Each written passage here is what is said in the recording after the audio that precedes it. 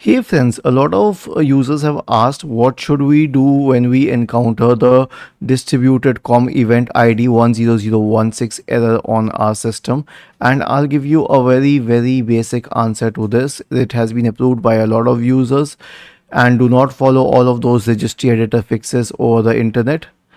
It has been mentioned by user Dave that Windows keeps constantly generating errors and events in the background. Windows recovers from that automatically. You do not need to spend time on the event viewer, and rather people like me do not even open the event viewer unless it is a blue screen of death error.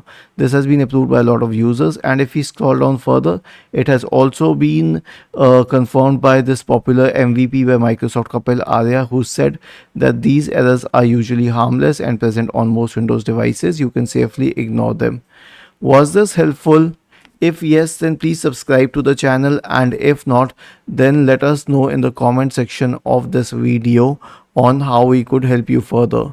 Thank you for watching this video and have a nice day.